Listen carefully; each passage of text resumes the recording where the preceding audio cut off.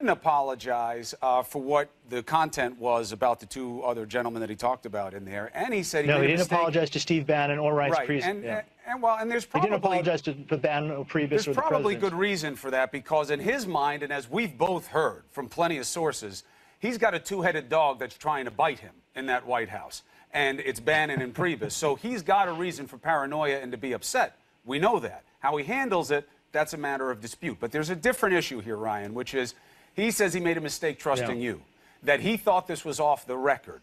Off the record is often referred to as a talismanic phrase, but you say you had it all recorded. In the recordings, which you haven't released yet, well, two things. Does it ever come up whether or not this is on the record? So I had a conversation with Anthony yesterday afternoon. I didn't want to post the piece until I had a chance to talk to him and walk him through what was going to be in the piece and explain it. And I will say, and in that conversation, Anthony made 100% clear to me, look, I understand that interview was not off the record, totally within your rights to publish it. I don't want to say any more about that conversation, but that was the takeaway from that conversation. He said he knows that it is on the record. I just want to stop you, Ryan, because, you know, I want you to be able to represent yourself.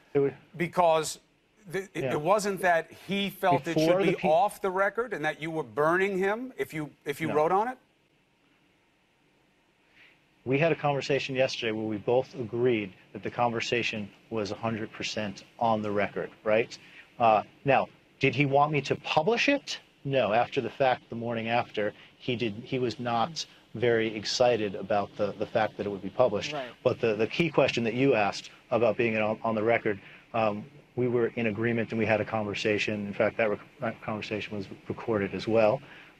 So there was no ambiguity about this, Chris. The communications director at the White House called me and we conducted an interview without setting any ground rules at the top.